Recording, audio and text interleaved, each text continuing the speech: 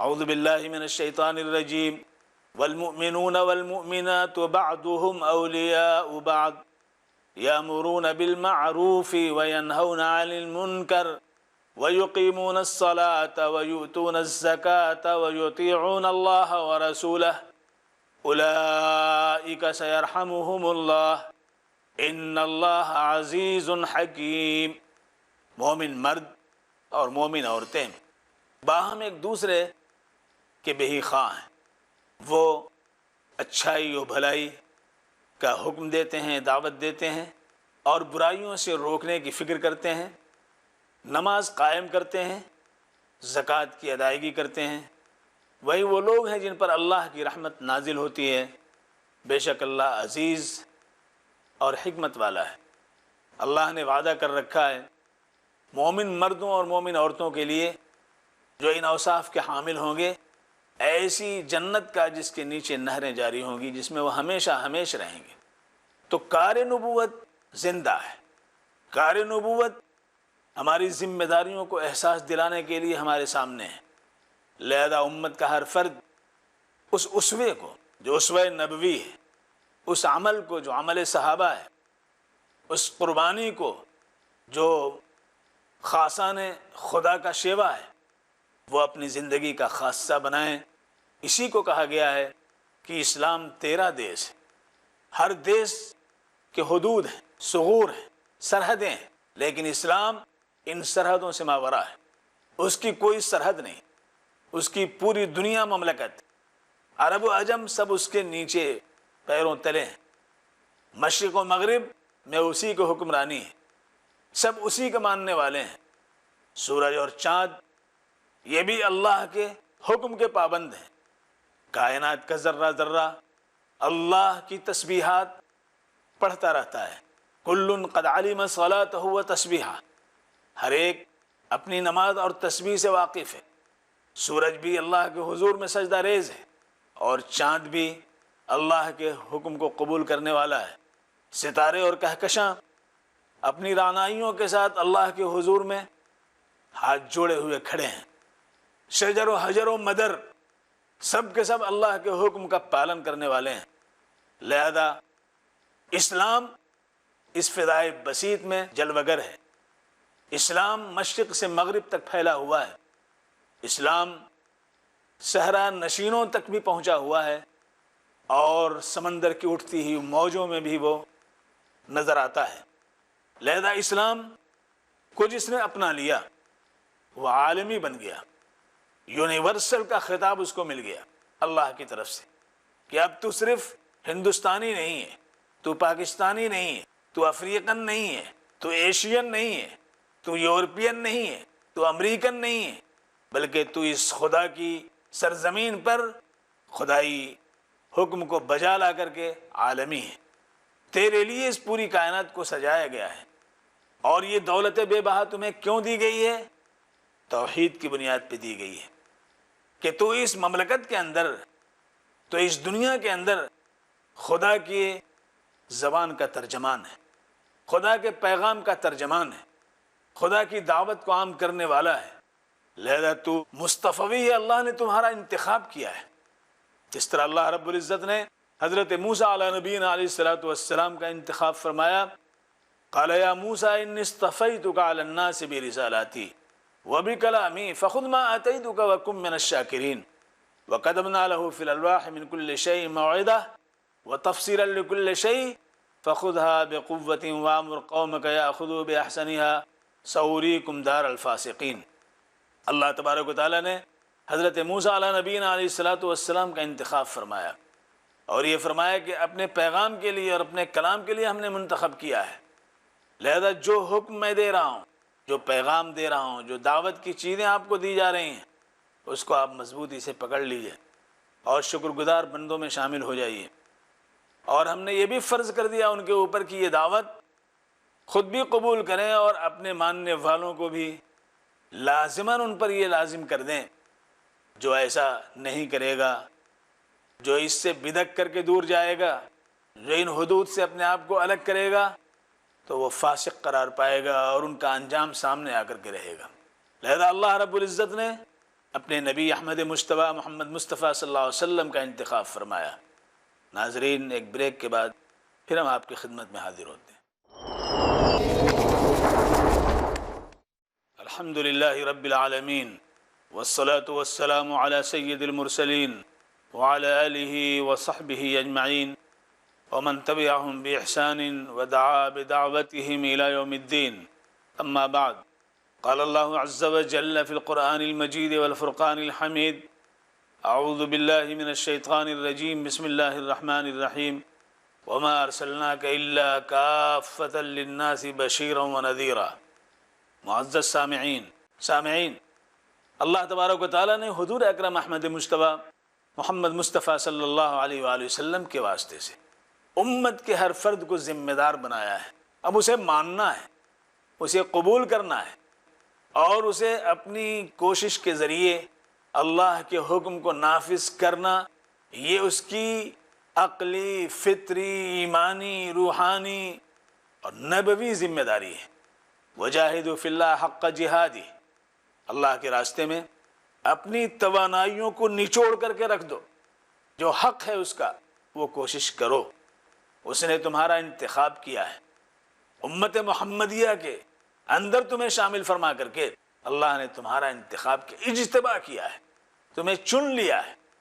اللہ نے کتنا بڑا کرم کیا ہے کہ ہمیں اللہ نے ایمان کی دولت سے نوازا، وہ ایمان کہ اگر ساری دنیا سونے کی ہو جائے اور کل قیامت میں اللہ کے روبرو ہماری پیشی ہو اور ہم جرم کے گھناؤنے مظاہر کے ساتھ وہاں حاضر ہوں اور چاہیں کہ ہم سونا پیش کر کے، اتنا سونا جو روئے زمین کے برابر ہو، اپنے آپ کو بچا لیں، چھڑا لیں، تو اللہ رب العزت قبول نہیں فرمائیں گے۔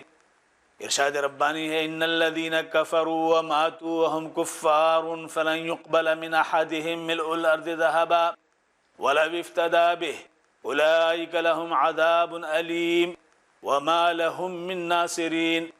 بے شک وہ لوگ جنہوں نے کفر کیا اور کفر کی حالت میں ان کی وفات ہوئی، ان کی موت ہوئی، کل قیامت میں اپنی جان کو چھڑانے کے لیے روئے زمین کے برابر سونا پیش کر کے بچنا چاہیں گے تو اللہ تبارک و تعالی ہرگز قبول نہیں فرمائے گا، اور نہ ان کا کوئی حامی ہوگا، نہ مددگار ہوگا، نہ ان کی طرف سے کوئی آئے گا۔ بلکہ یہی نہیں، لو ان لهم ما فی الارض جميعا ومثله معه لیفتدوا به من عذاب یوم القیامہ ما تقبل من احدهم۔ اللہ تبارک و تعالیٰ فرماتے ہیں کہ اگر زمین میں جو کچھ ہے ان سب کے برابر اور مزید ان کو سونا مل جائے تب بھی اللہ قبول نہیں فرمائے گا۔ سامعین بزم، اس سے ایمان کی دولت کا، ایمان کی قدر و قیمت کا پتہ چل، ایمان کیسا عظیم سرمایہ ہے۔ ایمان وہ دولت بے بہا ہے جس کی کوئی مثال نہیں ہے۔ اللہ نے اپنے فضل سے ہمیں اس ایمان سے نوازا ہے، اور ہم غافل، ہم سو رہے ہیں، جوہر ہمارے ہاتھ میں ہے، قیمتی پتھر ہمارے ہاتھ میں ہے، اور ہم اس کو یوں ہی لڑکا رہے ہیں، ہم اسے بچوں کی طرح سے اس سے کھیل رہے ہیں۔ تو یہ ہماری غلطی ہے۔ جو دین کو لہو و لعب کا ذریعہ بنائے گا وہ ناکام ہو جائے گا۔ لہذا تم اپنی ذمہ داری کو سمجھو، امت کے افراد اپنی ذمہ داری، اپنے مقام کو سمجھیں کہ اللہ نے تو اپنا بنایا ہے، اپنے دربار کا کارکن بنایا ہے، اپنی مجلسوں میں تمہیں باریاب کیا ہے، اپنے گھر میں تمہیں آنے کی دعوت دی ہے۔ جس گھر میں کوئی کفر و شرک کے ساتھ نہیں جا سکتا، اس گھر میں تمہیں آنے کی کھلے عام دعوت دی ہے، اس کے باوجود تم اپنے آپ کو نہ پہچانو، تم اپنے آپ کے جوہر کو نہ جانو، تو یہ کتنی بڑی بددیانتی کی بات ہے، یہ کتنی بڑی محرومی کی بات ہے۔ لہذا اسلام عالمی ہے تو عالمی پیمانے پر برائی جو پھیل رہی ہے، اس برائی کے ازالے کے لیے کون آگے آئے گا؟ معاشرے کی اصلاح کے لیے کون بڑھے گا؟ جور و ظلم و زیادتی کے قلع قمع کے لیے کون جرأت کے ساتھ اٹھے گا؟ کون اس قربانی کے جوہر اور ایثار کو لے کر کے آئے گا جس کے نمونے ہمیں مکہ مکرمہ کی وادیوں میں نظر آتے ہیں، مدینہ منورہ کے نخلستان میں نظر آتے ہیں، عرب کے ریگزاروں میں وہ نمونے بکھرے ہوئے پڑے ہیں، افریقہ اور اندلس کی سرزمین میں وہ ایثار و قربانیوں کے نمونے ہیں جہاں ہمارے اسلاف نے اپنے ایثار و جاں فشانی کے ذریعے وطن سے بے وطن ہو کر اللہ کے نام کو انہوں نے بلند کیا، اللہ کے کلمے کو انہوں نے بلند کیا، تو اللہ نے ان کو سرخرو و سرفراز فرمایا۔ آج ہم اپنے خول میں بند ہو گئے ہیں، آج ہم وہ زبان بول رہے ہیں جو زبان کافرانہ ہے، جو زبان مشرکانہ ہے، جو زبان بزدلی کی طرف لے جا رہی ہے، جو زبان ان دشمنان خدا کی ہے جو خدا کے حکموں کو توڑ رہے ہیں، وہ زبان ہم بولنے لگے ہیں، وہ احساس ہم رکھنے لگے ہیں، وہ شعور ہمارے اندر پیدا ہو رہا ہے۔ تو میرے دوستو بتاؤ اللہ کی نصرت کیسے آئے گی، اللہ کا کرم کیسے آئے گا؟ آج اسلام جو عالمی ہے، اسلام جو جمادات کا بھی مذہب ہے، نباتات کا بھی مذہب ہے، حیوانات کا بھی مذہب ہے، سب اسی کے اینگل پر چلنے والے ہیں، اور ہمارا یہ وجود خود اسی کو فالو کر رہا ہے، لیکن تھوڑا سا جو اللہ نے ہمیں اختیار دیا ہے اس میں ہم فالو نہیں کر رہے ہیں۔ یہی ٹکراؤ ہے، یہی اصطدام ہے، یہی کشمکش ہے، یہی آویزش ہے جو آج دنیا سے امن و امان کو جو ہے دور کر دیا ہے۔ آج یہی وہ چیز ہے جس کی وجہ سے سلامتی کی راہیں مسدود ہوتی چلی جا رہی ہیں، یہی وہ چیز ہے جس کی بنیاد پہ اللہ کی طرف سے نصرتوں کے فیصلے ہوتے ہیں۔ ایک اللہ کا بندہ آیا، ہزاروں اور لاکھوں کو اس نے اسلام کی دولت سے نہال کر دیا، اور آج ہم کو اللہ نے وہ دولت عطا فرمائی، ہم اس کے ثمربار شاخوں سے پھل کو توڑنے اور چننے کے بھی روادار نہیں ہیں۔ لوگوں بتاؤ محرومی کس کے لیے ہوگی؟ علامہ اقبال نے اسی حوالے سے یہ بات کہی تھی کہ اسلام تیرا دیس ہے تو مصطفی ہے، توحید کی قوت سے بازو کے اندر تیری قوت ہے، توحید اگر نکل گئی تمہارے اندر سے تو تیری قوت جو ہے ختم ہو جائے گی۔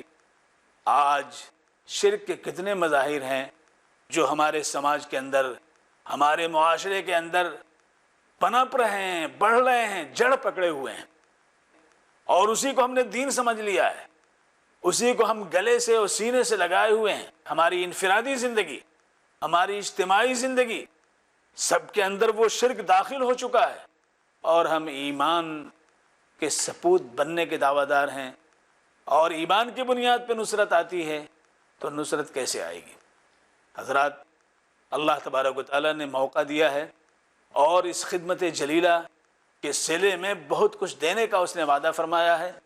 اس نے تو یہ بھی کہا ہے اِنَّا لَنَنْصُرُ رُسُلَنَا وَالَّذِينَ آمَنُوا فِي الْحَيَاةِ الدُّنْيَا، بے شک ہم اپنے رسولوں کی مدد کریں گے اور ان لوگوں کے بھی جو ایمان لے آئے ہیں، لیکن یہ نصرت مشروط ہے اس بات کے ساتھ کہ ہم توحید کی ڈگر پہ قائم ہیں، توحید کی شاہراہ پہ چل رہے ہیں، توحید کے اوصاف ہمارے اندر پیدا ہیں اور موجود ہیں۔ اگر اس سے ہم ہٹیں گے تو ہمارا قافلہ لٹ جائے گا، ہماری زندگی برباد ہو جائے گی، ہمارے محاسن پر کالک پوچتی جائے گی، ہمارا وجود زخمی ہو جائے گا، ہمارے ماضی کو بھلا دیا جائے گا، اور حال بے نور ہو جائے گا، اور مستقبل کی کوئی گارنٹی و ضمانت نہیں دی جا سکتی ہے۔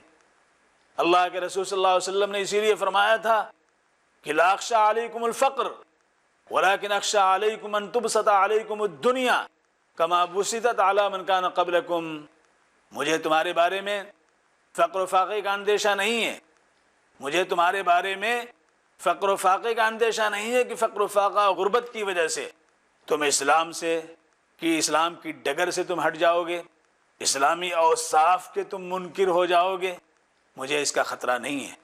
غربت تمہارا کچھ نہیں بگاڑ سکتی ہے، فقر و فاقے میں بھی تم ایمان تمہارا قوی رہے گا، آگ میں ڈالے جاؤ گے تب بھی تم جو ہے اس پر قائم رہو گے، لیکن اندیشہ یہ ہے کہ دنیا مال و منال، عزت و جاہ کے ساتھ تمہارے سامنے آ جائے، دولتیں تمہارے قدموں میں آ جائیں، سیارتیں تمہارے سامنے موجود ہوں، پھر تم انہی کو لینے کے لیے، انہی کو حاصل کرنے کے لیے ایک دوسرے سے سبقت کرنے لگو، مقابلہ آرائی کرنے لگو، اور پھر غفلت کی زندگی آ جائے، تم بھول جاؤ، پھر تمہیں بھی ہلاک کر دے یہ دنیا جس طرح دوسری قوموں کو اس نے ہلاک و برباد کیا ہے۔